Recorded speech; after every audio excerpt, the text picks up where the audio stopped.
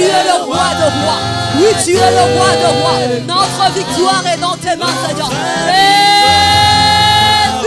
Alléluia. Digne du Seigneur, Emmanuel. Oh oui, reçois Reçois l'adoration, l'honneur, la gloire, la louange ce matin, Jésus. Merci, Jésus, tu es le roi de rois. Tu es le roi de rois. Le prince de paix, c'est toi. Oui, notre victoire. Alléluia.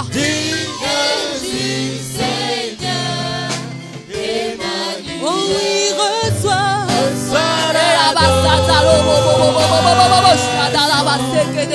Oui, tu es le roi de rois. Oh Jésus, le roi de rois, c'est toi. Oui, notre victoire, c'est toi, Jésus.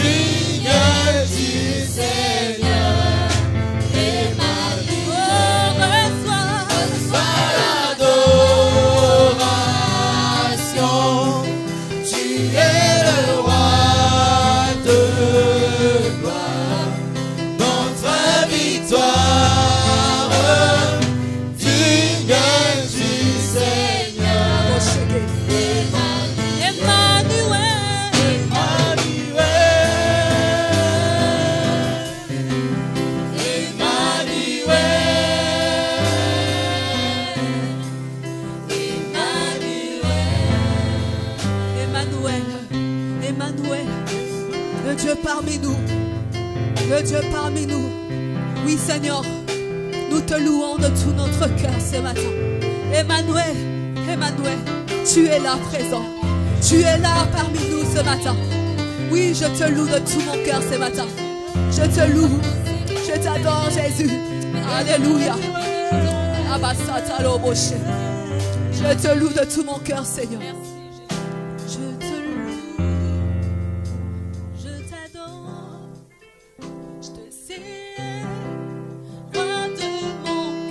On peut chanter cette chanson avec notre cœur, tous ensemble. Je t'adore. Oui, Seigneur. Je te célèbre. Roi de mon cœur. Oui, je te loue. Je te loue. Je t'adore. Je t'adore. Je te célèbre. Je te célèbre. Roi de mon cœur. Je te loue. Je te loue. Je t'adore. Je t'adore. Je te célèbre. Je te célèbre. Roi de mon Emmanuel, Emmanuel,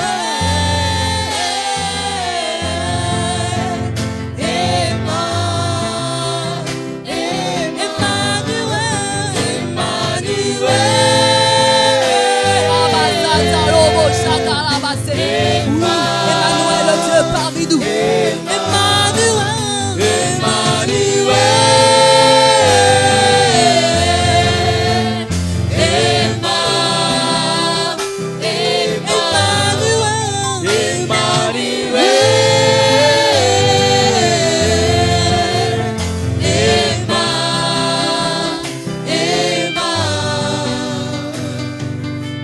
Encore une dernière fois.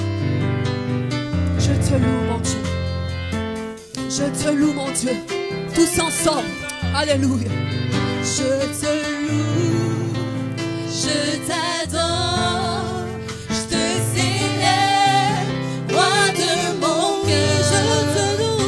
Je te loue. Je t'adore. Je t'adore. Je te célèbre. Roi de mon cœur. Je te loue. Je te loue. Je t'adore. Je t'adore. Oh, je te célèbre. Je célèbre. Roi de mon Oh oui, cœur. je te loue. Je te loue. Je t'adore. Je t'adore. Oh, je te célèbre. Je célèbre. Roi de mon cœur. Je te loue. Je te loue. Je t'adore. Je t'adore. Je te célèbre. Je te célèbre. Roi de mon Oh oui, cœur. je te loue. Je te loue. Je t'adore. Je t'adore. Je te célèbre. Je célèbre. Roi de mon cœur. Emmanuel. Emmanuel.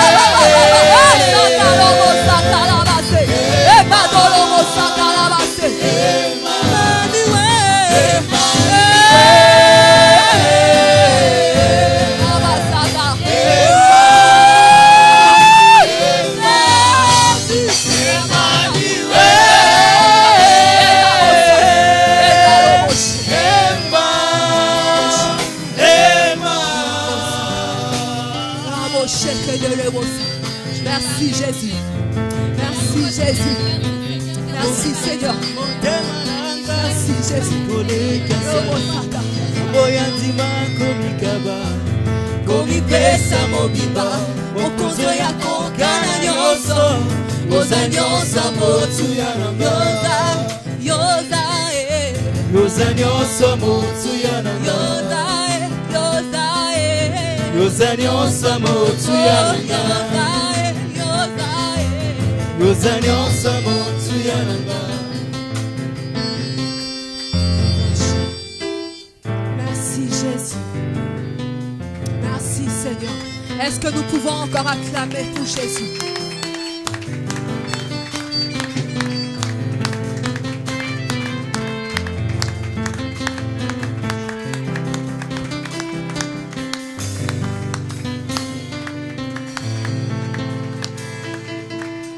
Merci Jésus. Merci Emmanuel. Je te dis encore merci pour ta présence. Merci pour ta Shekinah en ce lieu. Merci Seigneur. Et que tu continues à nous conduire encore Seigneur dans ta volonté. Au nom de Jésus-Christ notre Seigneur et Sauveur, j'ai ainsi prié. Amen. Sans plus tarder, je vais appeler notre présidente de la jeunesse, la sœur Vanessa, qui va nous présenter l'orateur de ce matin. Est-ce que nous pouvons acclamer pour Jésus?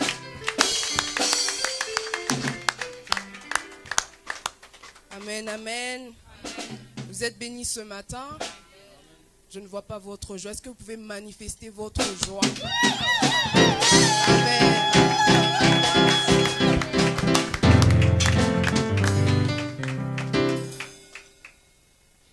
Alors, j'aimerais vous présenter l'orateur de ce matin. C'est juste le fils de la maison. Il est diplômé à l'école de formation des équipements du ministère, FMI.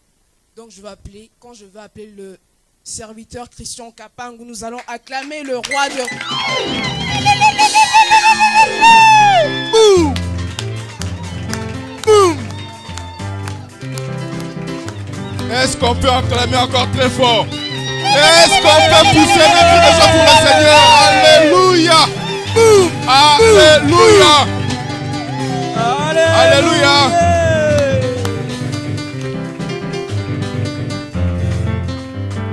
Amen. Amen. Est-ce que nous sommes dans la joie ce matin? Est-ce que quelqu'un est dans la joie d'être en ce lieu ce matin? Est-ce que quelqu'un peut manifester sa joie en poussant des cris de joie? En poussant des cris de joie, en poussant des cris de joie, en poussant des cris de joie et en poussant des cris de joie. Amen. Alléluia. Amen. Amen. Que Dieu nous bénisse. Que Dieu nous bénisse infiniment. Que Dieu nous bénisse infiniment. Amen. Et avant de commencer, j'aimerais juste chanter cette chanson avec les chantes. C'est une chanson bien connue de tous. Pour ceux qui ne comprennent pas peut-être le lingala, cette chanson dit juste que je t'appartiens désormais. Donc désormais Jésus, moi je suis à toi. Amen. Amen.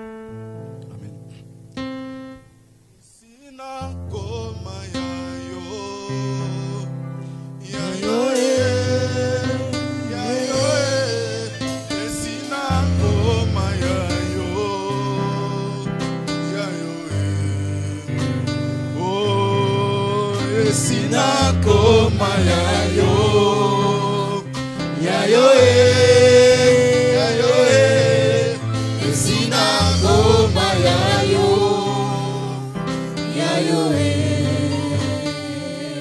Yesu yosepeli nanga, gaye yosepeli nanga.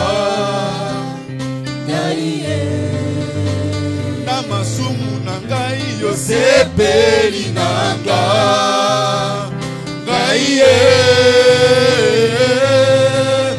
Yosepeli nanga, gaye na bolembu nanga Yosepeli nanga, gaye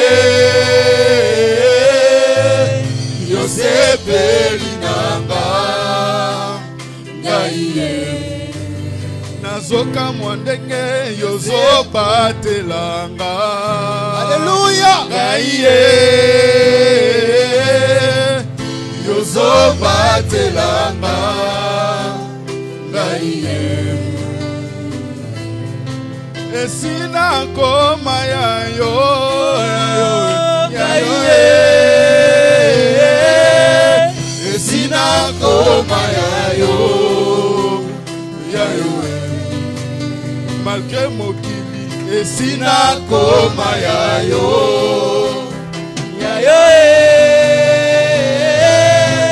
Esina koma ya yo.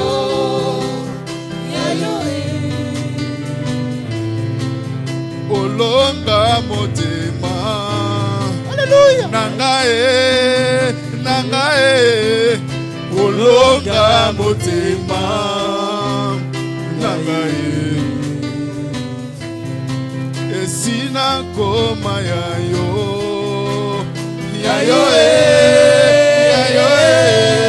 Esina koma ya yo. Tendre Père, merci. Merci parce que tu es là. Merci parce que tu es présent parmi nous. Merci parce que ta présence, Seigneur de gloire, est tout ce que nous désirons, de plus que tout, Jésus.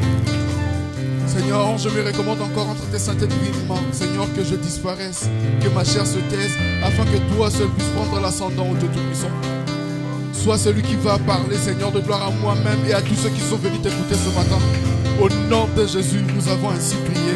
Amen.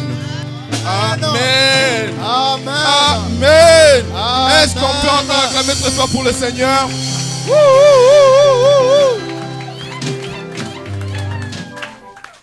Amen.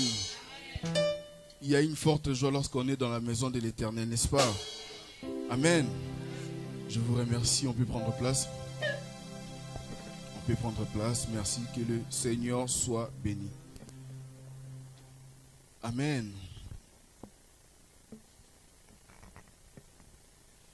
Et je remercie d'abord tout d'abord le Seigneur pour la grâce qu'il nous a accordée d'être là ce matin.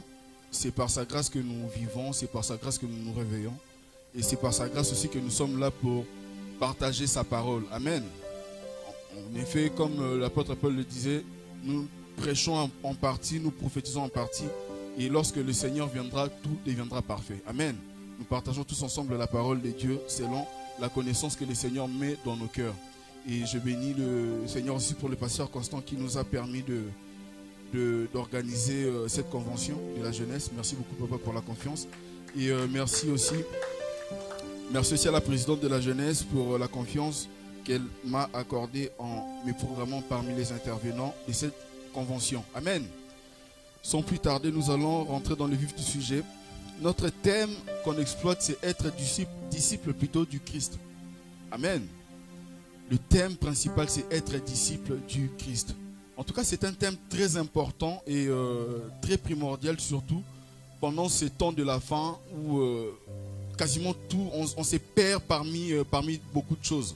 Il y a beaucoup de doctrines, il y a beaucoup de choses qui se disent et il est vraiment grand temps qu'on puisse refaire un petit peu le point sur qu'est-ce qui veut dire exactement être disciple du Christ. Amen.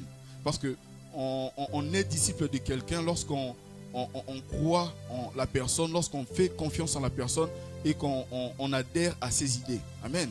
Et nous allons voir tous ensemble un peu ce thème d'être disciple du Christ. Permettez-moi, comme c'est le premier jour, je vais plutôt essayer de poser des bases pour que nous puissions avoir une idée globale, une idée générale de qu'est-ce que ça veut dire exactement être disciple du Christ. Et j'ose croire par la grâce de Dieu que les intervenants qui viendront aussi après moi parleront très fortement par rapport à ce thème. Amen. Donc nous allons commencer d'abord par une petite définition des termes avant de lire notre premier passage. J'ai regardé un peu sur internet. Alors, M. Larousse nous donne quelques définitions de disciple. Premièrement, un disciple, c'est une personne, quelqu'un qui reçoit l'enseignement d'un maître qui fait partie de son école. Donc un élève, quelqu'un qui reçoit les enseignements d'un maître et qui fait partie de l'école de ses maîtres. Donc il est disciple de la personne en question. Une deuxième définition, on dit c'est une personne qui suit l'exemple de quelqu'un qu'il considère comme son maître à penser, qui adhère à une doctrine, une conception. Donc lorsqu'on est là, c'est plutôt dans un terme où quand on est partisan, fidèle ou adepte d'une église par exemple. Moi par exemple, je suis adepte ou fidèle de l'église EPV Paris. C'est parce que je suis disciple du pasteur Constant, c'est parce que j'ai adhéré à sa vision des choses, à sa façon de voir les choses, à sa façon de faire les choses. J'ai accepté de rentrer dans cette vision et du coup, c'est ce qui fait de moi disciple du pasteur Constant. Amen. Donc je suis disciple du pasteur Constant. Pourquoi? Parce que j'ai adhéré à ce que lui, il a comme vision. Amen. Et selon les termes bibliques, si on peut définir très rapidement le terme disciple, dans les termes bibliques, même si ce n'est pas vraiment défini très exactement, mais lorsqu'on regarde le comportement des disciples, lorsqu'on regarde les caractéristiques des disciples, ce qu'on pourrait dire par rapport aux disciples, selon les termes bibliques, un disciple, c'est une personne qui, après avoir été convaincu du péché, il s'en répand, donc il se répand de son péché, et il accepte le salut qui vient de Jésus. Et dans cette nouvelle vie, la personne accepte de s'abandonner, de s'adonner complètement pour que Jésus soit le maître de sa vie. Donc lorsqu'on regarde très bien, on voit qu'il y a à peu près 4 étapes, si on peut dire. La première des choses, il y a la conviction du péché. La conviction du péché, c'est-à-dire quelqu'un qui reconnaît qu'il est dans le péché, quelqu'un qui reconnaît que la voie, par exemple, là où la personne marchait n'est pas une voie qui soit conforme à la volonté de Dieu. Et ça, c'est le travail que fait le Saint-Esprit. Même Jésus le disait, lorsque l'Esprit viendra, il vous convaincra en ce qui concerne le péché. Et la personne se répand et la personne accepte le salut. Mais sauf que lorsqu'on accepte le salut, il faut aussi une manière de vivre pour que ce salut-là nous conduise jusqu'à la vie éternelle. D'où la nécessité d'être disciple du Christ, d'accepter que le Christ soit le maître de notre vie pour qu'il puisse nous conduire et nous guider. Amen. Et il faut savoir qu'une vraie conversion, une conversion authentique commence lorsqu'on se décide d'être disciple de Jésus. On peut se convertir, on peut venir aujourd'hui à l'église, mais tant qu'il n'y a pas cette volonté, ce courage, ce désir-là de devenir disciple de Jésus, la conversion n'est pas vraiment authentique. On est peut-être converti juste parce qu'on a vu Jésus faire un miracle, parce qu'on a entendu parler de Jésus, mais on ne s'est pas vraiment converti parce qu'on veut accepter Christ comme Seigneur et Sauveur. La vraie conversion, c'est une vie où le Seigneur est le maître absolu de toutes choses. D'où on parle d'être disciple de Jésus. Amen. Nous allons prendre notre premier passage dans le livre de Matthieu 28 plutôt, le verset 18 au verset 20. En tout cas, c'est un passage très très connu de tous. Quasiment tous les chrétiens les connaissent. Matthieu 28, 18 à 20. Pour le respect de la parole, merci de nous tenir debout pour la première lecture de la parole. Donc je lis Matthieu 28, je rappelle, 18 à 20. Jésus s'étant approché, leur parla ainsi. Tout pouvoir m'a été donné dans les ciels et sur la terre. Allez, faites de toutes les nations des disciples, les baptisons au nom du Père, du Fils et du Saint-Esprit. Et enseignez-leur à observer tout ce que je vous ai prescrit. Et voici, je suis avec vous tous les jours jusqu'à la fin du monde. Amen. Amen. On peut s'asseoir en acclamant très fort pour le Seigneur, pour la parole. Dans ce passage, on voit la dernière mission, ou la mission la plus importante, moi je dirais en tout cas, en mon sens, que Jésus confie à ses disciples. Il leur a confié peut-être plusieurs missions quand il était avec eux. Il leur a envoyé dans des villages pour prêcher, il leur a envoyé dans des villages pour prier pour des gens, il leur a envoyé dans des villages pour guérir des malades. Même lorsqu'ils le faisaient, ils revenaient, ils étaient contents. Seigneur, nous avons prié et les démons sont partis, ils ont obéi à notre voix. Mais là, le maître n'était plus avec eux. Le maître est en train de partir. Et il leur laisse plutôt une mission. Il dit, je ne serai plus avec vous physiquement, mais ce que je vous recommande, allez dans toutes les nations et allez plutôt partout dans la terre et faites de toutes les nations des disciples. Jésus n'a pas dit, est-ce que Jésus a dit, allez et faites de toutes les nations des chrétiens? Est-ce que Jésus a dit allez et faites de toutes les nations des églises? Est-ce que Jésus a dit allez et faites de toutes les nations des adeptes d'une philosophie religieuse? Non. Jésus a dit allez et faites de toutes les nations des disciples. Ils seront des disciples de qui? Ils ne seront pas des disciples des apôtres, ils ne seront pas des disciples des gens que Jésus a envoyés, mais ils seront des disciples directs de Jésus lui-même. Amen. Et c'est par l'enseignement que les apôtres ont pu construire aux gens qui ne croyaient pas en Jésus, des disciples qui ont pu faire aussi des grandes choses dans le monde. Pourquoi? Parce que lorsqu'on regarde Jésus a donné plusieurs promesses dans la Bible. Jésus a donné plusieurs promesses. Il a dit que pour ceux qui croiront en son nom, pour ceux qui vont l'accepter, le recevoir, ils auront le pouvoir de chasser les démons. Ils auront le pouvoir de maudire, de bénir. Ils auront le pouvoir, même lorsque ils seront mordus par les serpents ou qu'ils vont boire un breuvage mortel, cela ne leur fera aucun mal. Mais cette promesse n'est pas applicable à tout le monde, malheureusement. Cette promesse est applicable aux gens qui vivent selon les règles, selon la discipline de Jésus. Pourquoi? Parce qu'un disciple ne peut pas marcher sans discipline. À chaque fois qu'il y a un disciple, on voit qu'il y a une discipline qui l'accompagne, qui marche avec lui. Pourquoi je dis ça? Parce que lorsqu'on regarde par exemple dans un club de karaté, il y a des règles qui régissent ce club de karaté, n'est-ce pas? Il y a des clubs qui régissent le club de karaté. On ne peut pas rentrer un jour dans un club de karaté avec une bouteille de whisky, par exemple. Pourquoi? Parce que c'est une règle que personne ne peut venir ici dans le dojo avec une bouteille de whisky. De la même manière aussi avec Jésus, nous avons des règles à respecter. Nous avons une discipline qui nous a établis. Il y a beaucoup de disciplines dans la Bible, mais en tout cas, il y a ces disciplines qu'on doit respecter pour être ses disciples. Pour être des gens qui marchent avec lui, qui marchent dans la vie selon ce que lui, il veut de nous. Et précédemment, lorsqu'on avait fait, la dernière activité avec la jeunesse, on avait parlé de la repentance. Je ne sais pas si on se rappelle un petit peu. On avait parlé de la repentance. Et la repentance, justement, si on regarde bien, lorsque je parlais de la définition dans les termes bibliques, on voit la conviction d'abord du péché et puis il y a la repentance. Dans la repentance, il y a le premier pas, il y a l'un des premiers pas nécessaires et essentiels que l'homme doit faire pour accepter Jésus et devenir son disciple. On ne peut pas devenir disciple de Jésus si on ne se répand pas de ses mauvaises voies. Je ne reviendrai pas, excusez-moi, sur la repentance parce qu'on en avait parlé en long et en large. Amen. Si vous voulez, on peut retrouver ces vidéos sur Internet et revoir un petit peu qu'est-ce qu'est la repentance, pourquoi est-ce qu'on doit se repentir. Et sans la repentance, on ne peut pas devenir un disciple aguerri de Jésus. Sans la repentance, on ne peut pas devenir un disciple qui peut suivre Jésus promptement.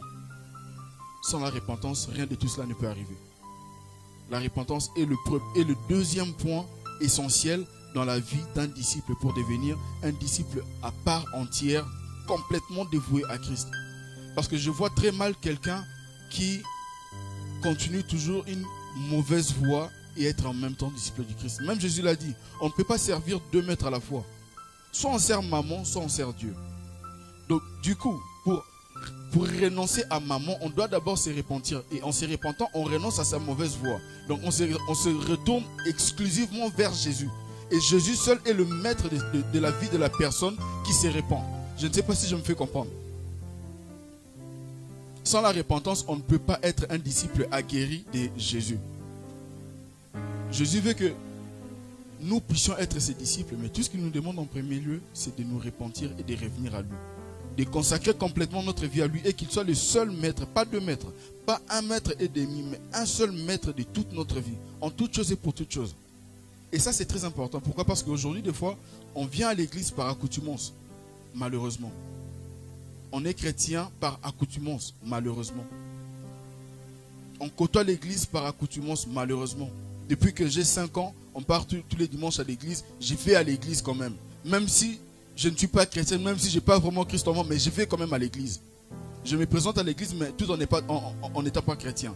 Et sachez que lorsque Christ reviendra, il viendra prendre son épouse, son église. Et l'épouse ne peut pas être enlevée si l'épouse n'est pas un disciple qui connaît les règles de son époux. Épouse égale disciple. Chrétien égale disciple. On ne peut pas prétendre aujourd'hui vouloir aller au ciel si réellement en nous il n'y a pas Christ, si on n'est pas un disciple, un vrai disciple de Jésus. Jésus ne demande pas beaucoup de choses. Il ne demande pas beaucoup. Tout ce qu'il demande, c'est d'abandonner toutes nos mauvaises voies, d'abandonner tout ce que nous pouvions faire en dehors de lui et lui consacrer toute notre vie. C'est-à-dire quelqu'un qui consacre toute sa vie à Jésus, qui devient un disciple de Jésus, c'est quelqu'un qui peut marcher même à l'encontre de ce que le monde lui dit. Pourquoi? Parce qu'il veut d'abord plaire à Jésus. La satisfaction du cœur de Jésus passe avant toute chose. La satisfaction du cœur de Jésus passe avant toute chose. Mon frère, tu peux venir aujourd'hui me présenter 1 million pour qu'on vole dans une entreprise 1 million. Frère, tant que je sais que Jésus m'a interdit de voler, même si les 1 million vont m'enrichir, mais je sais que c'est une richesse périssable. Pourquoi? Parce que j'ai accepté de donner mon cœur à Jésus et de faire de lui mon seul maître. Si mon maître m'enseigne de ne pas voler, pourquoi est-ce que toi, une personne externe, tu viendras me dire d'aller voler? À quoi bon ça me servira? Et c'est ça un peu ce qui manque aujourd'hui à l'église, malheureusement. Malheureusement, nous manquons des disciples qui peuvent tout abandonner, qui peuvent aller à l'encontre de toutes choses juste pour suivre Jésus. Parfois, ce passage où Jésus dit, je ne suis pas venu pour donner la paix, mais plutôt pour mettre l'épée. Je mettrai la séparation entre le père et la mère, entre le père et le fils, entre la fille et la mère. Des fois, les gens comprennent très mal ce passage. Tout ce que Jésus veut dire, c'était surtout par rapport à son époque. Croire en Jésus, c'était comme un crime. C'est pourquoi même des chrétiens étaient persécutés. Croire en Jésus, donc ça t'est condamné lorsque tu croisais quelqu'un comme Saul. Frère, tu vas être lapidé comme Étienne. Et lorsqu'il disait que je suis venu mettre l'épée, c'est-à-dire à toutes ces personnes qui vont croire en moi et qui vont accepter d'abandonner leur vie pour me suivre comme moi je veux, qu'ils marchent selon la volonté de Dieu, bah, ils se feront des ennemis. C'est sûr que lorsqu'on devient chrétien, parfois, on se fait des ennemis partout. Que ce soit au niveau du travail, de l'école. Dans tous les domaines, même parmi nos amis, on peut avoir des ennemis. Pourquoi? Parce qu'on a accepté de suivre Jésus et de devenir son disciple. Excusez-moi, je vais utiliser un terme en lingala. Par exemple, tu partais en boîte de nuit souvent avec tes amis parce que tu as accepté de suivre Jésus et que tu abandonnes cette voie de boîte de nuit. À comme à Yuma. Yuma, c'est quelqu'un qui... comment je peux expliquer ça? Ah, lingala. Ou un bolos, voilà. Excusez-moi. Hein? Dans les termes des jeunes, on va dire un bolos. Yuma. Donc quelqu'un qui a accepté d'abandonner sa mauvaise voie pour suivre Jésus, tu te fais des ennemis parmi tes amis. Pourquoi? Parce que tu n'es plus parmi eux dans ce qu'ils font. Tu peux être avec eux pour manger, pour rire, pour boire. Pas l'alcool bien sûr, hein? Un petit jus d'orange, un petit jus de raisin. Mais tu n'es plus avec eux, avec ce qu'ils faisaient avec toi avant. C'est-à-dire tu ne vas plus en boîte de nuit. C'est-à-dire que tu ne vas plus voler. Tu ne vas plus à Franprix remplir les poches des biscuits. Même les petits biscuits, quand tu voles, c'est un vol. Et c'est ce que Jésus attend de nous aujourd'hui. Malheureusement, le message aujourd'hui est un peu très déformé et la formation des disciples devient quelque chose de très très difficile. On vient à l'église, mais tout en portant toujours le vieil homme, tout en portant toujours l'ancienne vie. Lorsqu'on parle du vieil homme, c'est l'ancienne vie, la vieille vie. On ne peut plus avoir la même vie avant et après Jésus. Un chanteur a dit, je n'ai jamais vu un homme qui passe près de la croix de Jésus et rester le même. Quelque chose doit se passer dans son cœur. Mon frère, depuis que tu t'es approché de la croix de Jésus, qu'est-ce qui s'est passé dans ton cœur? Qu'est-ce qui s'est passé? Est-ce que tu as abandonné ce mal? Est-ce que tu as abandonné quelque chose? Est-ce que tu as abandonné le vol? Est-ce que tu as abandonné l'escroquerie?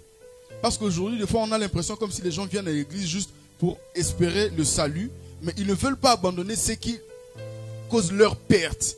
Jésus lui-même a dit, à quoi ça sert à un homme de gagner toute la terre, toutes les richesses de la terre, si à la fin la personne perd son âme? On cherche à s'enrichir, on cherche à avoir tout pour nous. Mais on oublie qu'on a d'abord un maître à suivre et à servir fidèlement à la personne de Jésus.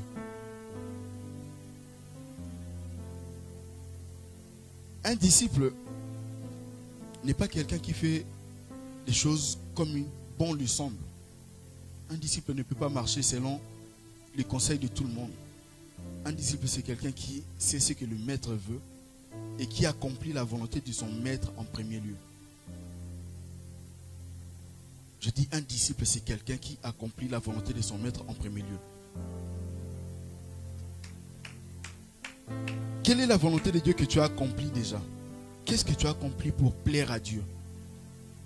Qu'est-ce que tu as fait pour plaire à Dieu? Qu'est-ce que tu as fait pour montrer au Seigneur que voilà, moi j'étais accepté et je veux vraiment changer. Je veux vraiment abandonner telle ou telle chose et te suivre réellement et intégralement. Qu'est-ce qu'on a déjà fait de tout cela?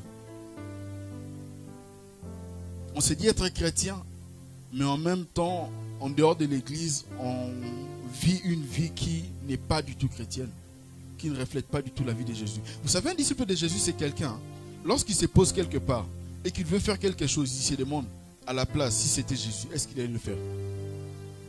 Est-ce que quelqu'un s'est déjà posé cette question? Tu arrives vraiment, tu vois une bijou, dans une bijouterie, un bijou en or qui te regarde comme ça, c'est tellement beau, ça brille. Il n'y a personne, pas de vigile, pas de caméra de surveillance. Tu as toute la possibilité de voler et repartir sans que personne te voie.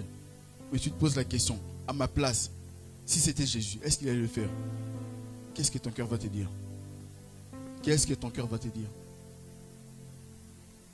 Bien sûr que ton cœur va te dire non, Jésus ne peut pas faire ça. Pourquoi? Parce que Jésus lui-même, tant qu'il a vécu sur la terre, il n'a jamais volé ne serait-ce une pièce d'argent de quelqu'un.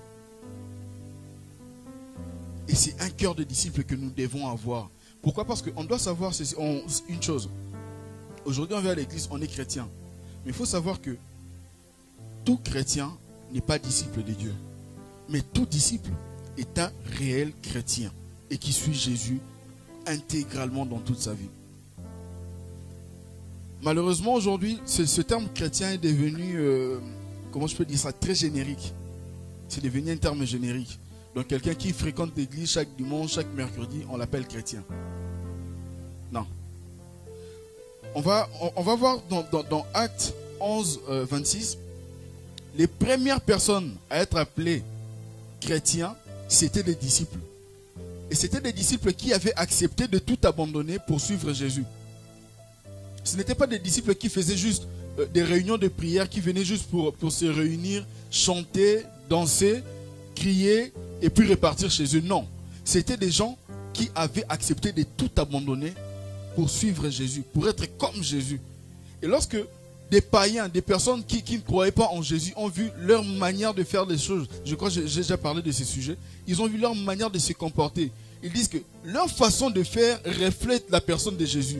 C'est-à-dire que Jésus n'est pas là sur place, mais lorsqu'ils regardent la personne, ils voient que c'est Jésus qui est là. Et c'est ça être chrétien. C'est ça être disciple de Jésus. Ce n'est pas venir à l'église tous les dimanches, non. Si on croit qu'on va être sauvé un jour juste parce qu'on vient tous les dimanches à l'église, on se trompe. Mon frère, vaut mieux aller vendre les dimanches pour chercher de l'argent que venir et ne pas être disciple de Jésus, parce qu'à la fin, tu vas perdre ta vie.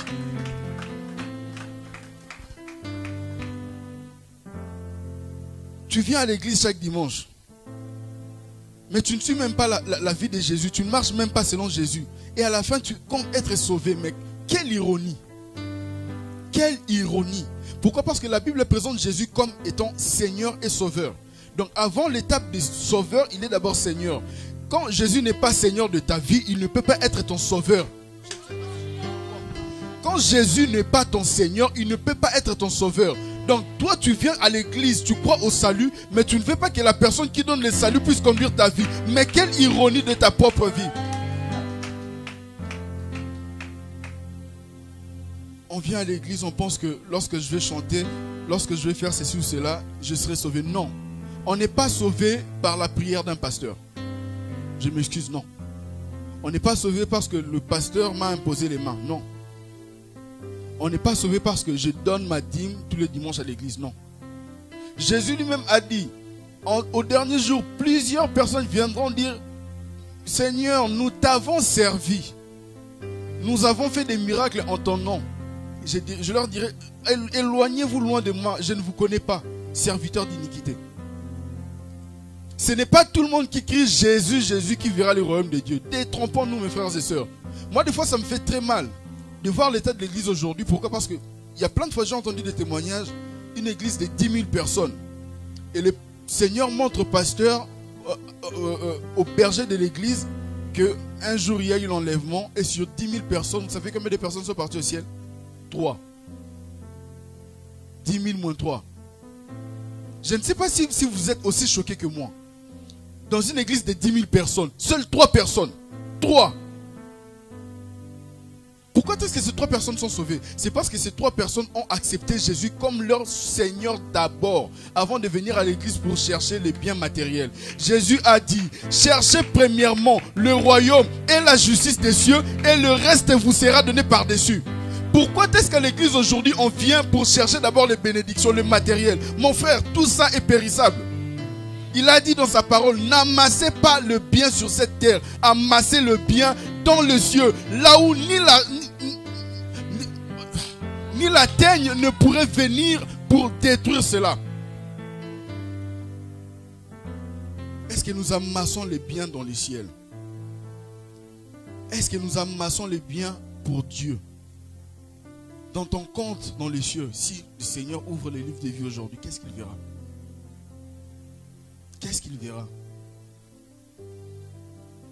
Et on ne peut pas arriver à amasser quelque chose dans les cieux si on n'a pas un maître qui s'appelle Jésus. La base de toutes choses, c'est Jésus, mes frères et sœurs. Détrompons-nous.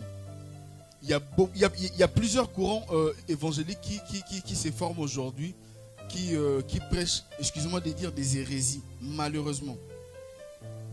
Mon frère, Paul a dit, hein, même lorsque un ange viendra du ciel et viendra vous enseigner l'évangile plutôt qui est contraire à ce que nous avons enseigné, qu'il soit déclaré anathème. Anathème.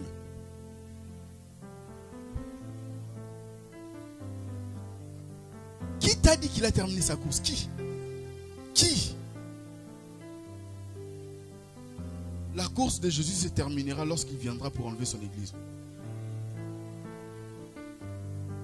Lorsqu'il viendra pour enlever son église. Lorsqu'il viendra récupérer, répondre de ces personnes qui ont cru en lui, qui lui ont offert toute leur vie. Je lisais un livre, j'ai oublié le nom du pasteur. On lui a posé la question, mais quel est le secret de la réussite de ton ministère? Il s'est mis à genoux en pleurant. Il dit, parce que le jour où j'ai décidé de disparaître pour que Jésus apparaisse, c'est là que ma vie chrétienne a commencé.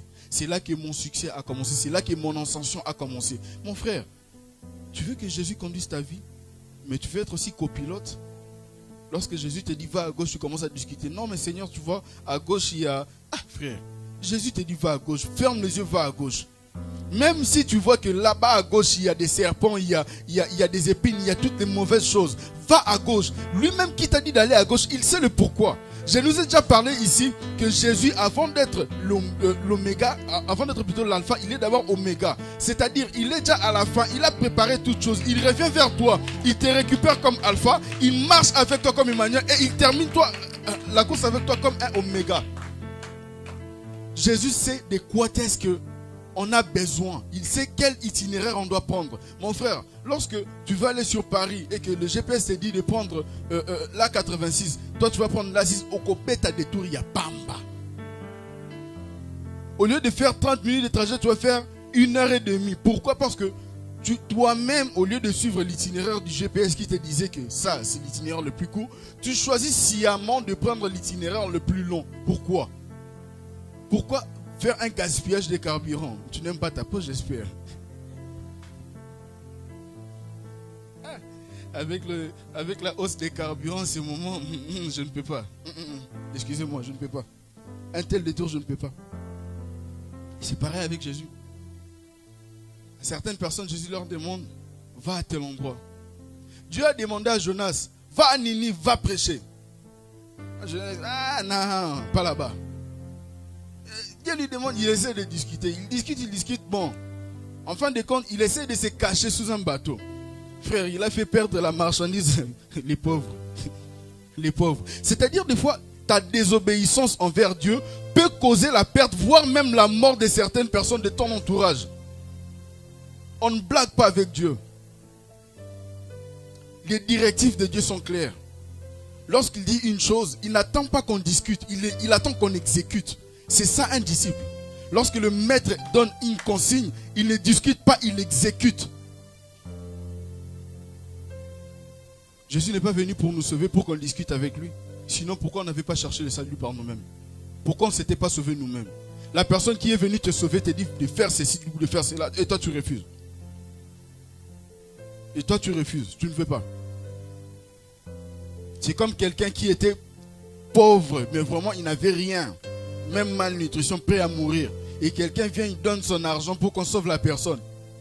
Toi tu viens, tu donnes ton argent pour qu'on sauve, par exemple, un enfant qui souffre de la malnutrition. Un jour cet enfant grandit. Tu dis à cet enfant, prends la voiture, va me faire des courses à Nancy par exemple, ou à Nantes, voilà. À Nantes. Et l'enfant commence à bouder. Commence à discuter avec toi. Quelle serait ta réaction? Tu vas d'abord penser, ah, moi non yo. Tout ce que j'ai fait pour toi. Aujourd'hui, tu refuses, tu commences à discuter avec moi. Pourquoi? Parce que tu as grandi. Parce que je t'ai donné quelque chose. Parce que je t'ai donné une bénédiction. Parce que je t'ai donné une voiture, mon frère. La voiture restera sur cette terre. Lorsqu'on sera enlevé, même si tu as une Jeep Hammer H3, H5, H6, même si tu as la plus belle des Jaguars dans ce monde, frère, ok, n'amote. On va tout laisser ici sur terre. Tout ce que nous avons ici est périssable. La Bible me dit, tout passera. Mais la parole de Dieu ne passera pas. Pourquoi est-ce que la parole de Dieu ne passera pas? Parce que la parole de Dieu, c'est Dieu lui-même. Au commencement était la parole était avec Dieu et la parole était Dieu. La parole s'est fait chair, donc la parole de Dieu c'est Dieu lui-même. Lorsque tu regardes dans la parole de Dieu, tu lis Jean, tu lis Marc, tu lis quoi que ce soit, sache que c'est Dieu qui te parle, tu parles avec Dieu. Permettez-moi de faire ces petits témoignages. Moi par exemple, moi personnellement, lorsque je médite, lorsque je lis la Bible, je ne dirais pas c'est comme si c'est Dieu qui me parlait directement. C'est pas comme si je faisais juste une simple lecture. Non. C'est Dieu qui me parle directement. Il m'est arrivé, et d'ailleurs ça c'est, moi je dirais c'est quelque chose de normal. Il m'est arrivé à plusieurs reprises, hein, mais vraiment plusieurs reprises. Je prie. Je prie par exemple pour une chose, telle ou telle chose. Je demande à Dieu ou quoi que ce soit. Et quand j'ai fini de prier, j'ouvre ma Bible pour méditer. Franchement, je fais toujours un effort de ne pas ouvrir un passage que je connais en tête. J'ouvre la Bible au hasard. Et dès que j'ouvre la Bible, mes yeux tombent sur quelque chose qui est en rapport avec ce que j'ai demandé à Dieu, à ce que je faisais dans ma prière. Pourquoi? Parce que Dieu t'apporte une réponse dans sa parole. Frère, ici, tout y est. Tout se trouve là-dedans. Là, dans ce livre-là, Bible. Tout se trouve là-dedans. Quelqu'un a sa Bible ici? Quelqu'un a sa Bible?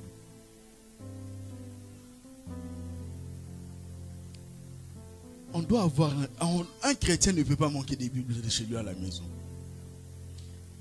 Et même on nous a facilité, des fois il y a des Bibles sur le téléphone. Comment tu veux avancer avec Dieu? Comment tu veux être disciple de quelqu'un que tu ne connais même pas? Comment est-ce qu'il veut que tu marches?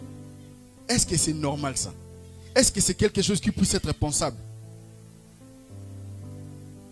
Comment tu veux marcher avec le Seigneur si tu ne sais même pas qu'est-ce qu'il demande que tu fasses?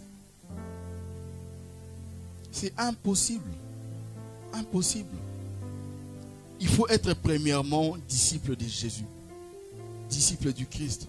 Vous savez, Pasteur Constant, je vais vous soulager un peu le moral. Parfois, quand vous voyez des gens partir à l'église, sachez qu'ils n'étaient pas disciples de Jésus en fait. Ils venaient à l'église pour un but quelconque, mais il n'était pas disciple de Jésus. Parce que mon frère, moi je vous le dis, hein, en tant que disciple de Jésus, aujourd'hui il peut avoir des problèmes. Je ne partirai pas d'une église parce qu'il y a eu un problème.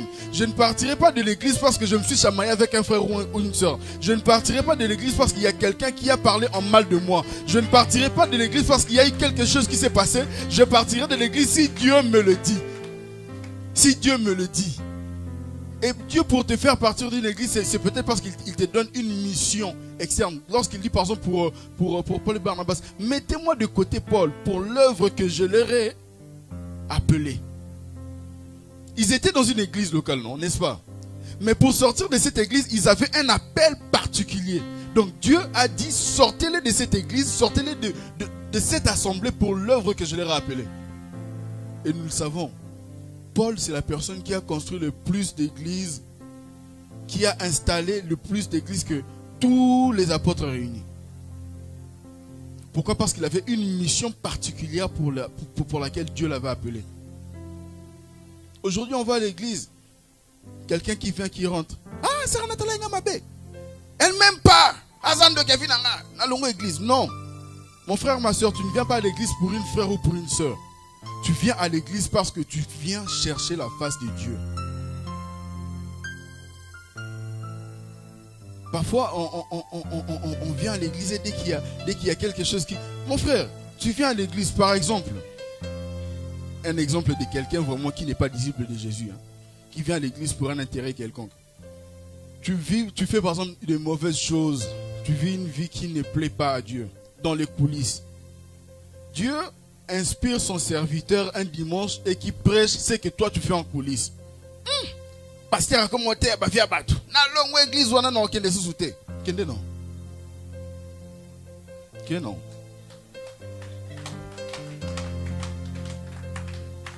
On n'a pas besoin des gens qui viennent pour qu'on prêche ce qu'ils veulent. On a besoin des gens qui viennent pour qu'on prêche, pour qu'ils changent.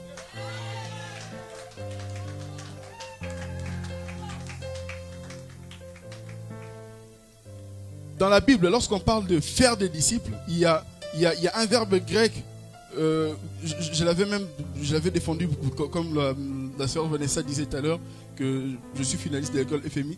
Le cours que j'ai défendu, c'était la mission dans les actes des apôtres. Il y a un verbe pour faire des disciples, c'est mathetéo. Mathetéo en grec veut dire enseigner, donner un enseignement en vue que donner un enseignement en vue que la personne puisse prendre un engagement. Donc c'est-à-dire lorsqu'on vient à l'église, on nous enseigne pour que nous puissions avoir un engagement avec Dieu, avec Jésus. C'est un engagement personnel. Ce n'est pas un engagement collectif. J'insiste là-dessus. C'est un engagement personnel et non collectif. Le salut est individuel. Donc c'est-à-dire lorsque je viens à l'église, je viens pour ma vie. Pour ma vie. Non pas pour la vie de mon frère, non pas pour la vie de ma soeur. Lorsque je vois mon frère dans un mal, lorsque je vois ma soeur dans un mal, je vais peut-être l'aider, selon ce que moi je pourrais faire. Mais je viens tout d'abord pour ma vie. Le salut est individuel. Pourquoi? Parce qu'on peut venir à l'église, crier Jésus, danser Jésus, chanter Jésus, dormir même par terre Jésus. Mais lorsqu'on n'est pas disciple de Jésus, à la fin il va te dire je ne te connais pas. Imagine quel gâchis. Quel gâchis! 30 ans de vie chrétienne apparente, sans une vie de chrétienne bien fondée sur la personne de Jésus, sans une vie chrétienne bien fondée sur le disciple-là, sur être disciple de Jésus, et qu'à la fin Jésus te dit, je ne te connais pas. Jamais. Je vous donne un souvenir qui es-tu? Jésus n'est pas venu pour faire du monde des chrétiens. Il est venu pour faire des disciples. Un disciple n'a même pas besoin qu'on l'appelle chrétien parce que sa vie elle-même témoigne que ça c'est un disciple de Jésus. Un disciple n'a pas besoin qu'il fasse la propre promotion de sa personne. Pourquoi? Parce que la personne de Jésus qu'il reflète fait témoigner par la bouche, par les bouches d'autres personnes. Je n'ai pas besoin qu'on me dise que, je n'ai pas besoin que je rappelle à tout le monde que je m'appelle frère Christian, je suis chrétien. Non. J'ai besoin que d'autres personnes, lorsqu'ils regardent ma vie, se disent, celui-là vraiment non. C'est un chrétien. Il reflète la vie de Jésus. Mais aujourd'hui, on a des chrétiens qui prient sur Facebook. Seigneur, mon frère, ta prière, c'est une... La prière, hein, c'est une conversation personnelle entre une personne et Dieu. Comment tu peux prendre ta prière et tu la publies sur Facebook, sur WhatsApp, sur Snapchat, sur Twitter, sur Instagram, sur tout ce que vous avez comme réseaux sociaux? Non! La prière est personnelle. C'est entre Dieu et la personne. C'est une conversation, c'est une discussion entre toi et Dieu. Dieu nous attend dans l'intimité. Dans l'intimité, on parle avec le Seigneur. Est-ce que tu as déjà vu une femme vraiment ou un homme respectueux, qui connaît vraiment les règles de l'art, prendre son téléphone et commencer à publier toutes leurs conversations avec sa femme ou son mari sur les réseaux sociaux. Jour au monde Ndoki. Non, c'est impossible. Pourquoi? Parce qu'il y a une certaine intimité, il y a une certaine manière de faire les choses. Et Dieu attend qu'on puisse être des disciples. Mon frère, ma soeur, il n'est pas encore trop tard. Si tu venais à l'église et que tu ne t'es pas vraiment fait disciple de Jésus, rien n'est encore trop tard. On dit qu'il y a encore de l'espérance pour ceux qui vivent. Il y a encore de l'espérance aujourd'hui de prendre une décision, de changer de vie et de devenir réellement disciple de Jésus. En abandonnant ce qui faisait notre vie avant Jésus pour connaître maintenant Jésus, pour connaître une vie après Jésus. Il y a une différence qui doit se faire. Une différence, une très grande différence. Tu ne peux pas continuer à insulter les gens comme tu insultais quand tu étais avant de venir à l'église. Tu ne peux pas continuer à colporter contre des personnes, à dire des mauvaises choses, des choses qui sont fausses, comme tu le faisais avant que tu ne rencontres Jésus. Jésus veut qu'on puisse être ses disciples à lui. Qu'on puisse lui appartenir, à lui seul. Qu'il soit le seul maître de notre vie. Le soubassement qui construit notre vie tout entière.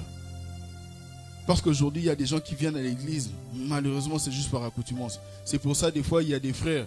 Frère, chantre, Wenge. Tu prends sa musique, tu mets Wenge à côté. Ah, même le piano, c'est la même chose. Copier-coller. Il a écouté, frère Way avait joué telle chose. Son piano, allez, moi aussi je viens. Même piano. Guitare, même chose. Frère, tu es disciple de Wenge ou tu es disciple de Jésus? Est-ce que tu es disciple de Jésus ou disciple de Wenge? Mabine Utanalola. Oui, Mabine Utanalola. Loyembe Utanalola, c'est vrai. Les chants, le ministère des chants vient du ciel. Mais vous savez que la personne qui a été créée pour ce ministère, justement, c'est Satan le diable. Donc, il n'a rien volé. Il n'a rien volé. C'est un ministère qui lui était attribué. C'est le ministère qui lui était attribué. Donc c'était à lui de faire ça. C'est lui qui s'en chargeait. Il n'a rien volé. Arrêtons avec ça. Amen.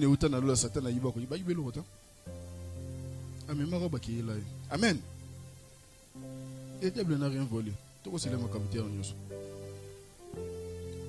Donc, ce qui caractérise un disciple, on a 4 points que je vais essayer de brosser rapidement.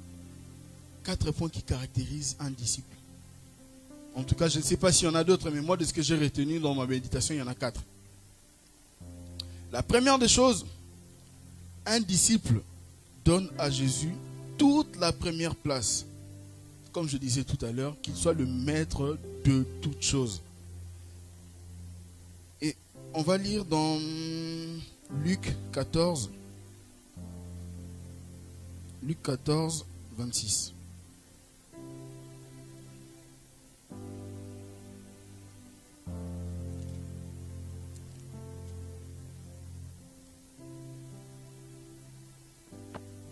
Luc 14, 26. Ma Bible me dit, si quelqu'un vient à moi, et s'il ne hait pas son père, sa mère, sa femme, ses enfants, ses frères et ses sœurs, et sa propre vie, il ne peut être mon disciple. Si quelqu'un vient à moi et ne hait pas. Donc le verbe haïr ici c'est traduit autrement par préférer Jésus plus que. Donc préférer Jésus plus que son père. Donc si on peut maintenant relire avec cette traduction, on peut dire si quelqu'un vient à moi et ne me préfère pas plus que son père, sa mère, ses enfants, il ne peut pas être mon disciple. Vous savez, hein, moi, j'ai déjà entendu ce témoignage, c'était au Congo.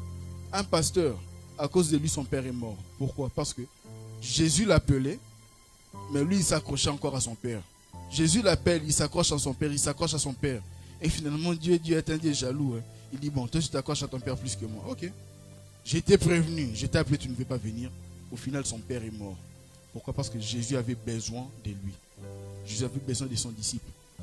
Le plus grand danger, c'est de vouloir être disciple de Jésus et de s'attacher encore aux choses qui passent avant Jésus. On ne peut pas être disciple de Jésus et vouloir s'attacher, donner plus d'importance à d'autres choses qu'à Jésus seul. Il doit être le seul maître de notre vie en toutes choses. Un deuxième point, le disciple est décidé à porter volontairement sa croix. Le disciple est décidé à porter volontairement sa croix. Et on va continuer toujours dans Luc 14, on va prendre maintenant le verset 27. La Bible dit, « Et quiconque ne porte pas sa croix et ne me suit pas, ne peut être mon disciple. » Porter la croix ne veut pas dire, comme à l'époque de Jésus, hein, on te met une grosse croix et on pleure sur toi. Non. Porter sa croix actuellement ne veut pas dire que tu prends la croix et aller sur le chemin d'extermination, si je peux dire ça comme ça. Donc, porter sa croix, c'est accepter, comme je disais tout à l'heure, d'être rejeté de tous. Accepter les souffrances qui peuvent découler de l'acceptation de Jésus-Christ. Lorsqu'on accepte Jésus, par exemple, dans d'autres pays,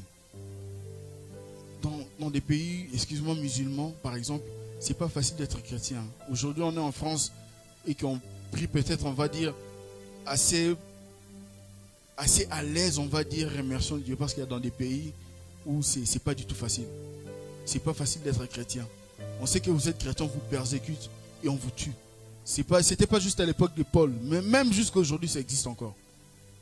Et porter sa croix pour ces personnes, par exemple, ça veut dire que oui, tu as accepté Jésus, donc tu dois accepter, même lorsque la souffrance viendra, même lorsque la disette viendra, même lorsque ton père, ta mère, tes enfants, tout le monde te rejettera à cause du nom de Jésus, que tu puisses continuer le chemin jusqu'au bout.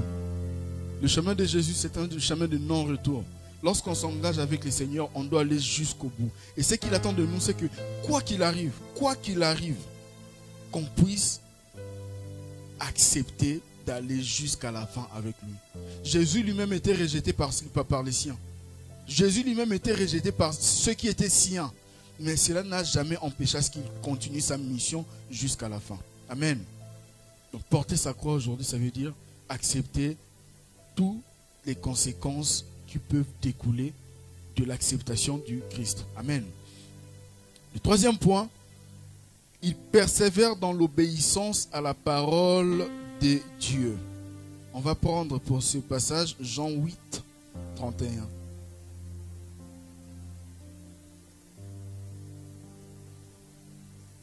Il persévère dans l'obéissance à la parole de Dieu. Jean 8, 31.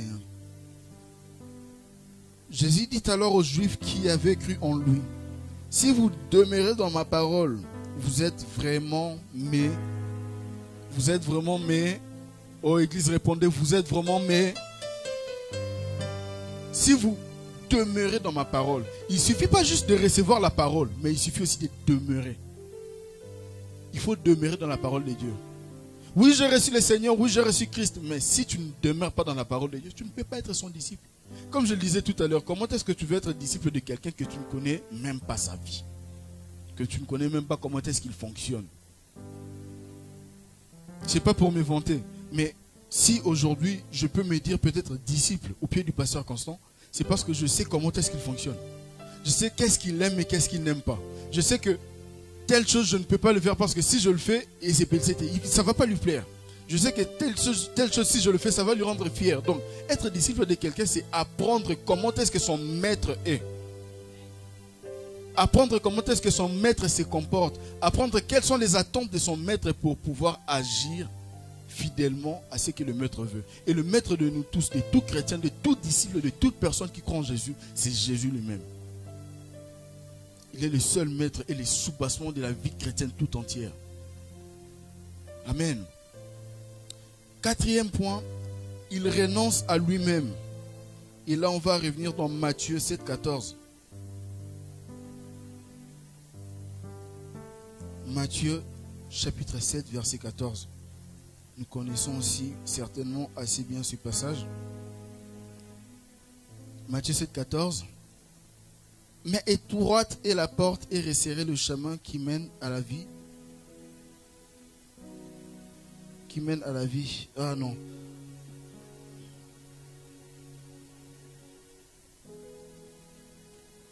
Mais étroite est la porte. Ah, j'ai dû me tromper sur la notation de mon passage. Mais le passage qui qui parle de ce point, de renoncer à lui-même. Jésus dit, celui qui veut me suivre, qu'il se charge de sa propre croix et qu'il me suive. Je n'ai plus le passage en tête, si quelqu'un peut m'aider. Que celui qui veut me suivre se charge lui-même de sa croix et me suive. Donc là, on renonce à soi en fait. On renonce à sa personne pour suivre Jésus intégralement. Et si on regarde bien, Jésus insiste sur le fait de porter la croix. Porter la croix. Voilà, Matthieu 16, 24. Merci beaucoup.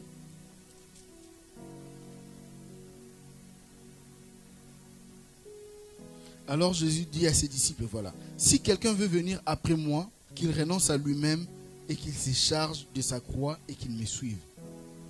Mon frère, on ne peut pas vouloir suivre Jésus si on ne veut pas renoncer à sa vie et se charger de sa croix.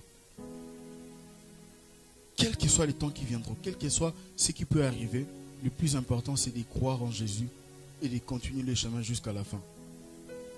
J'aime bien cette chanson qui dit « Chrétien jusqu'à la mort ». On doit être chrétien jusqu'à la mort. Même lorsque les tempêtes viendront, tout viendra contre nous, mais rester et demeurer toujours disciple de Jésus. Un fidèle se caractérise, un fidèle serviteur, un fidèle disciple se caractérise dans sa fidélité au Maître Jésus. Ce qui implique que où la personne peut se trouver, la personne portera toujours l'étendard du nom de Jésus. On n'aura peut-être pas le temps de lire ça, mais je vais nous raconter une histoire de quelqu'un qui était un bon disciple de Jésus. Il s'agit de Philippe dans Actes, le chapitre 8. On peut lire ça complètement, tout entier. Dans Acte 8, il y a quelqu'un qui s'appelle Philippe. Lorsqu'il y a eu persécution à Jérusalem, dans la Judée, que les gens ont dû se disperser parce qu'il y avait beaucoup de persécutions, il y a quelqu'un qui s'appelle Philippe, qui n'était pas apôtre. Parce que le seul ministère qui était en exercice en ce moment, c'était le ministère d'apôtre. Les seules personnes qui étaient, on va dire, qui avaient reçu l'autorisation légale de la part de Jésus d'aller et de faire de toutes les nations des disciples, c'était les apôtres. Mais c'est Philippe, moi ce qui m'intéresse et ce qui me choque beaucoup, c'est que c'est une personne en fait, qui malgré qu'il n'était pas dans le ministère, il y allait quelque part, s'est réfugié dans un pays où il n'y avait pas de persécution. Arrivé là-bas, qu'est-ce qu'il fait? Il commence à prêcher. Il commence à prêcher, il prêche la parole. Et tellement qu'il était disciple premièrement de Jésus et non pas disciple des apôtres, parce qu'il y a une différence. Les promesses que Jésus avait faites, vous chasserez les démons, vous ferez des miracles, tout ça l'accompagnait. Donc c'est-à-dire sa parole, vu qu'il était accompagné, vu qu'il était disciple de Jésus, sa parole était accompagnée des promesses que le Maître lui avait faites. Il était bénéficiaire de ces promesses, même si peut-être il n'avait pas marché avec Jésus côte à côte, comme les 12 autres. Les 11 même, parce que Judas Iscariote, on connaît son histoire. Et arrivé en Samarie, qu'est-ce que cet homme fait? Il commence à annoncer la bonne nouvelle. Il prêche, il guérit les malades. Il fait des miracles. Et les gens voient ça, ils s'étonnent. Ah! Avant, ils avaient quelqu'un qui s'appelait Simon dans la ville, qui était magicien et qui faisait des petits tours de passe-passe. Lorsqu'ils ont vu la vraie puissance de Dieu, ils ont fait Simon Kosarabiso, Tikanayo, Amwana, Fanda. Ils ont cru au Dieu que Philippe, excusez-moi, avait ramené en Samarie. Pourquoi? Parce que Philippe avait accepté d'être d'abord disciple de Jésus. Et même ce Simon, il s'est converti. Il a cru en Jésus, il s'est fait baptiser. Mais malheureusement, Simon n'était pas baptisé pour être disciple de Jésus. Il s'est fait baptiser pour être disciple qui suit les miracles qui s'est passé. Il a vu la puissance de Dieu et vu qu'il faisait déjà des petits tours de passe-passe, il s'est dit, bon, moi ici je vais là-bas, je vais dire que j'aurai un petit quelque chose. Il s'est fait baptiser mais avec un intérêt. Et c'est ce qui fait défaut aujourd'hui. On croit au Seigneur Jésus avec un intérêt. On doit croire au Seigneur parce qu'on sait qu'il y a le péché et qu'à la fin il y a la mort si on ne croit pas en Jésus. Et on ne doit pas croire en Jésus parce qu'on vient par intérêt. Non, les intérêts nous tuent. Les intérêts tuent la vie chrétienne.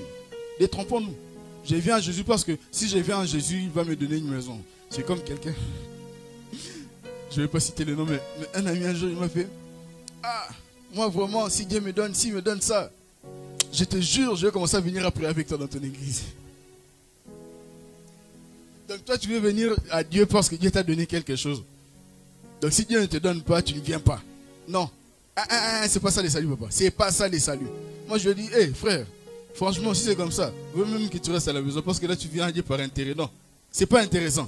Dieu ne cherche pas les gens qui viennent lui chercher par intérêt. Non, il cherche les gens qui viennent le chercher parce qu'ils ont besoin et ils ont compris que sans lui, ils ne sont rien. Et qu'ils abandonnent leur vie complète à ses pieds. Des gens comme ça qui viennent chercher Jésus par intérêt, hein, tu verras que même lorsque, comment je peux dire ça, même si ils ont tout, mais ils auront toujours quelque chose qu'ils auront du mal à abandonner. Il y aura toujours quelque chose, un petit truc qu'ils vont avoir du mal à abandonner. Pourquoi? Parce que moi j'étais venu à Jésus pour tel intérêt. J'ai mon intérêt et je sers Dieu. Et je vis avec Dieu. Mais tant que mon intérêt est coupé, bah, à quoi il va me servir Dieu? Mon intérêt, il n'y est plus. Ou même pire, je viens à Dieu pour tel intérêt. Dès que j'ai mon intérêt, je coupe la relation entre moi et Dieu. À quoi ça nous servira? À quoi? Le plus important, c'est d'avoir une relation intime avec Dieu. Donc, pour revenir à Simon, comme je disais, lui, il était venu par intérêt. Et lorsque la nouvelle est allée aux apôtres qui étaient restés, ils se sont dit, ah, Philippe, on est très fiers de lui. Il a commencé un travail, on va y aller, on va bénir les gens. Ils sont partis. Ils ont commencé à imposer les mains. Parce que Philippe avait juste prêché. Mais Philippe n'avait pas cette autorité, cette autorisation de répandre, on va dire, l'Esprit de Dieu. Ceux qui avaient d'abord ce pouvoir en cet instant-là, c'était les apôtres qui avaient marché, qui étaient avec Jésus. Donc lorsqu'ils sont venus, ils ont commencé à prier. Ah, là on voit la manifestation. Des gens ont commencé à recevoir des dons, de parler en langue. Beaucoup de dons ont commencé à se manifester. Tatou Philippe était assis à côté, dit, ah, et là on a eu là qui a yo. C'était ça, c'était pour ça que j'étais venu à l'église. C'était pour ça que j'avais créé en Jésus, c'était pour ça que j'étais baptisé. Il vient soudoyer les apôtres. Il dit, je vais vous payer de l'argent. Priez pour moi pour que moi aussi je puisse avoir les mêmes dons. Frère, tu peux venir, hein, payer les pasteurs constants qui prient pour toi que tu deviennes millionnaire. Et Simbaté. J'ai entendu un témoignage de quelqu'un, je crois que vous l'avez certainement entendu, un pasteur qui a demandé, je crois, 1 million de francs CFA pour prier pour quelqu'un pour que son cancer disparaisse. Que Dieu me pardonne, je rigole, mais c'est très dur. Hein? Tu demandes 1 million pour prier pour que le cancer... Frère, quand Jésus t'avait donné les dons, tu avais payé combien? Combien tu avais payé? Jésus lui-même nous dit que vous avez reçu gratuitement, donné aussi... 1 million. Maintenant, la personne est morte. Zongi Sambongo.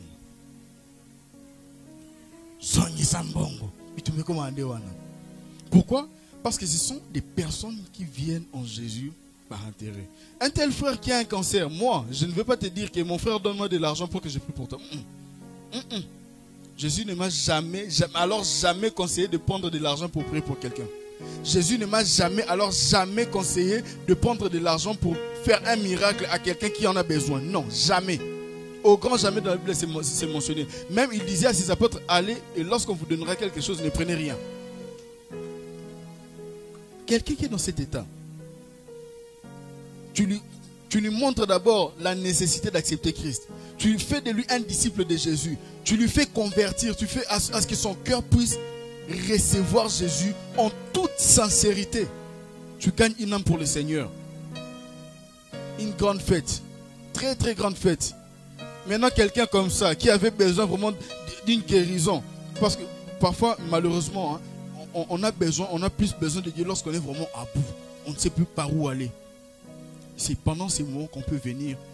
Non pas dire à la personne que si tu viens en Jésus, si tu danses pour Jésus, tu auras la solution. Non, ce n'est pas en dansant pour Jésus qu'on a la solution. C'est en acceptant Jésus, en héritant d'abord le royaume des cieux, qu'on reçoit tout ce qu'on désire après.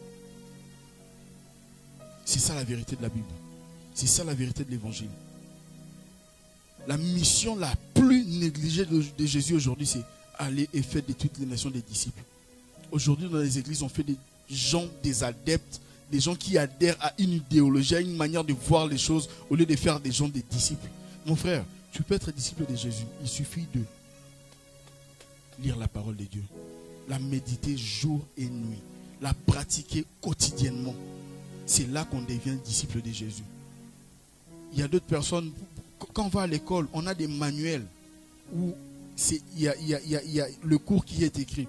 Il y a juste un professeur qui vient nous expliquer la matière en question. Mais on peut ne pas avoir besoin du professeur peut-être pour comprendre la matière. Est-ce que je me fais comprendre? C'est-à-dire, Jésus nous a donné le manuel pour son école des disciples. Le manuel, il est là. Le manuel, il est là. Les pasteurs sont des professeurs qui viennent pour nous enseigner comment est-ce qu'on doit marcher bien comme il faut selon ces manuels. Le plus important, c'est de croire en Jésus, c'est de méditer sa parole, c'est de mettre en pratique ce que Jésus nous demande. Non pas les hommes. Non pas les hommes, mais d'abord Jésus. Car c'est lui qui passe avant toute chose. Amen. J'aimerais conclure en disant ceci. Nous venons à l'église, c'est bien. Nous regardons les prédications des pasteurs sur Internet, c'est très bien. Mais ce qui est meilleur, c'est d'être réellement disciple de Jésus. C'est d'être réellement disciple de Jésus. Peut-être que pendant que je parlais, pendant que j'exposais ce message, tu t'es reconnu quelque part. Tu t'es dit que je viens peut-être à l'église depuis plusieurs années. Je vais juste à l'église parce que je dois aller à l'église. Mais dans ma vie, si je regarde, très bien, je ne suis pas disciple de Jésus. On peut faire une prière aujourd'hui pour devenir réellement, pour abandonner sa vie réellement entre les mains de Dieu. Tu ne crois pas en Jésus, tu ne sais pas qui est Jésus, tu n'as jamais reçu Jésus dans ta vie. Je n'aurais pas besoin d'appeler des gens devant, non. Juste une prière en toute sincérité et de tout notre cœur pour que nous puissions être des disciples de Jésus. Et on est disciples de Jésus en étant enseignés. Frères et sœurs, ne négligeons pas l'enseignement. Parce que lorsque Jésus parlait à ses disciples, il a dit, allez et faites de toutes les nations des disciples. Il finit par enseigner-leur à respecter tout ce que je vous ai prescrit. L'enseignement est lié à la formation des disciples. On ne peut pas être disciple sans être enseigné. Amen. Que Dieu bénisse sa parole. Est-ce qu'on peut s'élever tous dans la prière? Est-ce qu'on peut s'élever tous dans la prière? Nous allons fermer nos yeux et si quelque part tu t'es reconnu en te disant que je ne suis pas disciple de Jésus pour tel ou tel point, demande juste la force à Jésus. C'est lui qui donne le pouvoir, qui donne la force, qui donne le courage de pouvoir faire des choses. Il est le promoteur et le consommateur de notre foi. C'est lui qui peut nous donner la foi et c'est lui qui va la consommer en retour. Prions juste pour que le Seigneur nous donne ce cœur d'être des disciples. Non pas des chrétiens fidèles de l'Église, mais des chrétiens fidèles à Jésus et qui sont réellement ses disciples. Prions au nom de Jésus. Seigneur Dieu de gloire, je viens, Éternel Dieu Tout-Puissant, avec ton peuple. Seigneur, Père, fais de nous des disciples. Fais de nous des disciples, Seigneur Dieu Tout-Puissant. Nous avons compris notre erreur. Nous avons, Seigneur de gloire, compris certainement quelque part là où nous marchions en mal. Seigneur, mais tout ce que nous voulons aujourd'hui, c'est d'être réellement des disciples. Non pas, Seigneur de gloire, des gens qui viennent juste à l'église pour telle ou telle chose, pour une demande quelconque, pour une demande particulière, mais parce que nous voulons être réellement des disciples. Seigneur, rétablis cette vérité de l'évangile dans nos cœurs. Rétablis cette vérité de l'évangile dans nos cœurs. Rétablis cette vérité de l'évangile dans nos cœurs, afin que nous puissions, Seigneur de gloire, marcher selon ta volonté, non pas la nôtre. Non pas la nôtre, Seigneur, nous puissons. Car nous voulons disparaître. Nous voulons disparaître pour que toi tu apparaisses. Seigneur de gloire, si avant il y a eu des gens qui ont été appelés des chrétiens parce qu'ils ont reflété ta vie. Seigneur, nous voulons être aussi aujourd'hui le reflet de ta vie. Le reflet, Seigneur de gloire, de ta présence. Aide-nous, éternel Dieu de gloire, à être des vrais et bons disciples de Jésus. Aide-nous à être des bons et vrais disciples de Jésus. Nous voulons être à toi, t'appartenir à toi et toi seul.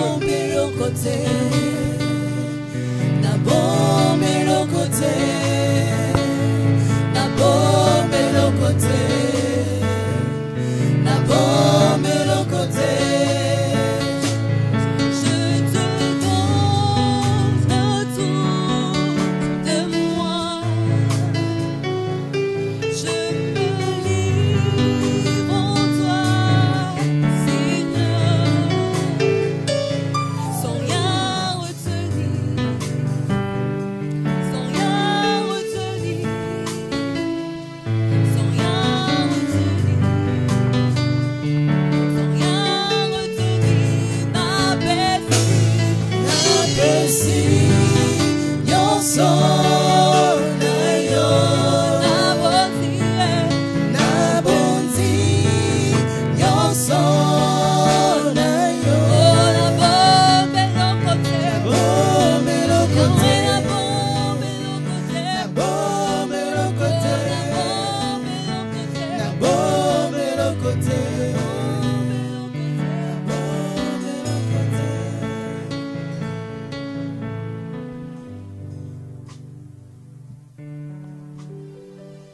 Seigneur Dieu, notre Père.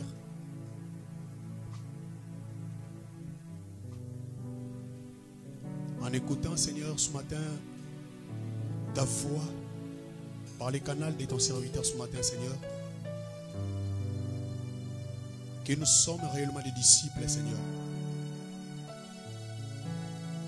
Voilà, ici présent, chacun de nous, mon Dieu, m'aura écouté cette parole. Et pour nous, c'est encore un rappel que Christ, lorsqu'il est parti, il a laissé cette parole d'aller et de faire des nations des disciples, Seigneur. Chacun de nous, mon Dieu, mon roi, ici présent, a un message à transmettre aux autres, mon Dieu, mon roi. Père, c'est pourquoi je viens prier pour le message que nous avons écouté ce matin. Je viens te confier ce peuple entre tes mains, Seigneur. Saint-Esprit, prends le contrôle de chaque personne ici présente, mon Dieu, mon roi, pour que cette parole puisse être, puisse rester encore dans nos vies et que ça produise éventuellement des fruits dans nos vies, Seigneur de gloire. Et aussi, je sais que parmi nous, il y a des ceux qui, une fois de plus, avaient abandonné la foi, avaient oublié cette mission principale que tu nous as laissée, Seigneur de gloire. Je viens te les confier entre tes mains. En vertu du pouvoir que tu m'as donné, Seigneur de gloire, tant que papa de la maison, je viens maintenant m'opposer à tout plan du diable, à toute stratégie démoniaque contre ce peuple, à tout vol de la parole de Dieu dans leur vie. Je déclare tous en bloc avec effet immédiat, nul et sans effet, dans le nom puissant de Jésus. Et que ce peuple te serve réellement. Parce que Christ avait dit, si un arbre ne porte pas de fruits, mon Dieu, mon roi, à quoi sert bon? Il est bien bon de les couper et de les jeter au feu. Mais lorsque un arbre produise des fruits, il a de la valeur et de la considération. Et aussi tu arroses, mon Dieu, mon roi. Père, ma prière que ce peuple, mon Dieu, mon roi, ait de la valeur et de la considération près de toi. Pour que tout ce qu'ils feront réussisse dans le nom puissant de Jésus, mon Dieu, mon roi. Père, bénis ce peuple. Bénis, mon Dieu, mon roi, ton serviteur, mon fils Christian, que tu as utilisé puissamment ce matin. Qu'il soit encore, mon Dieu, rempli de ta puissance et d'une onction. Parce qu'il a une mission, alléluia, pour toi, mon Dieu, mon roi. Et au travers de lui, qui est des âmes, mon Dieu, mon roi, reviennent en toi. Parce qu'il a reçu une mission de ta part. Bénis sa vie. Bénis, mon Dieu, mon roi, son futur ministériel. Au nom puissant de Jésus-Christ. Père, bénis ce peuple. Et aussi ceux qui nous ont suivis, bénis dans leur maison, mon Dieu, mon roi. Afin que tous nous soyons réellement de vrais disciples. Au nom puissant et glorieux de Jésus-Christ, nous avons ainsi prié. Amen. Amen. Amen. Nous acclamons Jésus.